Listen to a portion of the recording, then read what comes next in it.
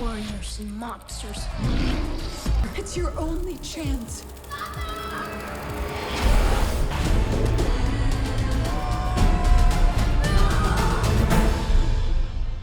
To start off, what made you want to base the film in Japanese mythology? Well, I think there's basically two things at play that get to what the film is fundamentally. You know, when I was a kid, I was a huge obsessive fan of epic fantasies. I loved Tolkien and L. Frank Baum and Star Wars and Ray Harryhausen and Akira Kurosawa. I love incredible big epic storytelling, and that was something that was introduced to me by my mother. For my father's part, when I was around 8 years old, he let me tag along on one of his business trips to Japan, and I grew up in Portland, Oregon. So that was the first time that I'd ever set foot in Japan, and it was like I'd been transported to another world. What do you have in common with Kubo, both of you guys? Who are you? Your family is very powerful.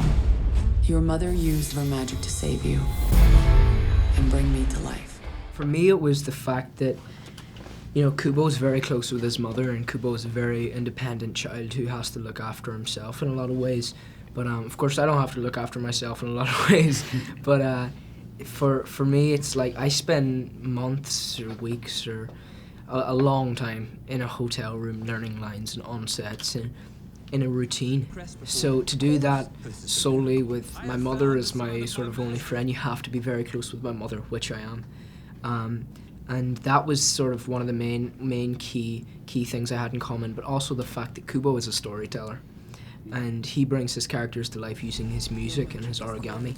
And for me, it's very important to really embrace a character and bring my characters to life through my emotion, through my tones, through my different physicalities, and in this sense, my voice.